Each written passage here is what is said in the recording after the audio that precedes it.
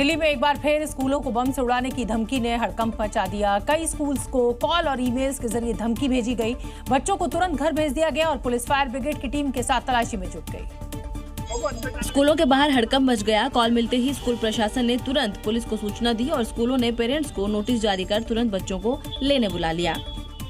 कुछ नहीं, मेल आई है सुबह कोई, उसके लिए बच्चों को फटाफट कॉल करे मैडम ने बच्चों को ले जाने के लिए। इस मैसेज आया कि आपने अपने बच्चों को ले जाइए। लक्ष्मी नगर के लवली पब्लिक स्कूल को कॉल मिली तो बच्चों को तुरंत घर भेजा गया। खबर मिली है कि स्कूल में बम या कुछ ऐसा हो सकता है डेंजरस, तो इसलिए जल्दी में उन्होंने छुट्टी करी है बच्चों की। इंडियन स्कूल को भी धमकी भरा मेल मिला तो पेरेंट्स बच्चों को लेने पहुंच गए। बॉम्ब थ्रेट आया था तो इस वजह से हम लोग को आना पड़ा स्कूल में। सूचना मिलते ही मौके पर पुलिस बम स्क्वाड के साथ पहुंच गई। हालांकि जांच में कुछ मिला नहीं, लेकिन 10 नवंबर को हुए दिल्ली धमाके के बाद लोगों में डर और गहरा गया है। राजधानी दिल्ली में उस समय एक बड़ा हादसा होने से टल गया जब एक ट्रेन के 2 डिब्बे अचानक ट्रैक से उतर गए। बस अच्छी बात ये रही कि हादसे में किसी को कोई चोट नहीं आई। यह घटना दिल्ली के शकूर बस्ती रेलवे स्टेशन के पास की है। बताया जा रहा है कि यह हादसा सुबह करीब 11 बजे हुआ, लेकिन गनीमत रही कि उस समय ट्रेन की स्पीड ज्यादा नहीं थी, जिसके चलते डिब्बे पलटने से बच गए और एक बड़ा हादसा होने से बच गया। जानकारी के मुताबिक ट्रेन जब शकूर बस्ती स्टेशन से निकल रही थी तभी ये हादसा हुआ और ट्रेन के 2 डिब्बे अचानक रेलवे ट्रैक से खिसक गए। वहीं इस रेल डिग्रेडेशन के कारण रेल सेवाएं प्रभावित रहेंगी, जिसके चलते कई ट्रेनों को रद्द किया गया, जिसका सीधा असर हजारों रेलवे यात्रियों पर पड़ा। दिल्ली के आसिफ अली रोड में आज उस समय हड़कंप मच गया जब यहां मौजूद एक इमारत में आग लग गई। आग इमारत की पहली मंजिल पर लगी और इसके बाद यहां चीख पुकार मच गई और तुरंत ही दमकल विभाग की टीम को सूचना दी गई और 40 मिनट तक आग पर काबू पाने की जद्दोजहद जारी रही। अच्छी खबर ये रही कि घटना में किसी के घायल होने या हताहत होने की सूचना नहीं है।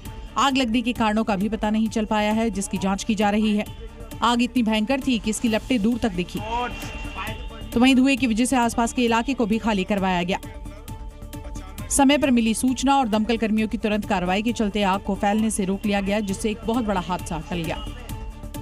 गुजरात के सूरत में एक टेक्सटाइल मार्केट में भीषण आग लग गई और आग के कारण पूरे इलाके में अफरा तफरी फैल गई। आग की लपटें इतनी भयानक थी कि कई किलोमीटर दूर से ही धुएं का गुबार नजर आ रहा था। आग की ऊंची ऊंची लपटें दूर से ही दिखाई दे रही है। आग इतनी भयंकर थी कि पहली मंजिल से शुरू होकर धीरे धीरे पूरी इमारत को अपनी जद में ले लिया। बिल्डिंग से उठते हुए धुएं ने तो कई किलोमीटर तक के लोगों को दहशत में डाल दिया। राज टेक्सटाइल मार्केट में लगी आग को बुझाने के लिए दमकल कर्मियों की 20 टीम जुटी गई। आग इतनी भयंकर थी कि फायर ब्रिगेड ने हाइड्रोलिक एस्केलेटर के जरिए ऊपरी मंजिल पर पहुंचकर पानी की बरसात की। कई घंटों की कड़ी मशक्कत के बाद आग पर पूरी तरह काबू पाया गया। पूरी तरह से आग काबू में है और जो टॉप फ्लोर पे मालिया है उसमें कूलिंग की कामगिरी भी चालू है। इस आग की चपेट में कई दुकानें आ गई और करोड़ों का सामान जलकर खाक हो गया है। यूपी में ना तो अपराध की कोई जगह है और ना ही अपराधियों की। इसका प्रमाण मुख्यमंत्री योगी आदित्यनाथ और उनकी पुलिस समय समय पर देती रहती है। यही कारण है कि पिछले 24 घंटे में 10 शहरों में अपराधियों को उनकी सही जगह पर पहुंचा दिया गया है। ये तस्वीरें गवाह है। सुधर जाओ, अपराध छोड़ दो, वरना अंजाम यही होगा। योगी फोर्स के ताबड़तोड़ एक्शन से प्रदेश में अपराधी और हिस्ट्री शीटर थर-थर कांप रहे हैं। 10 शहरों में हुई पुलिस की इस कार्रवाई में 19 अपराधी गिरफ्तार हुए हैं और एक बड़ा हिस्ट्री शीटर ढेर हो गया है। पुलिस के इस एक्शन में सबसे बड़ी सफलता रही है शामली का एनकाउंटर, जिसमें 50,000 के इनामी बदमाश को गिरफ्तार किया गया। हिस्ट्री शीटर समयदीन उर्फ सामा करीब 1.5 महीने पहले हुई मुठभेड़ के दौरान भाग गया था।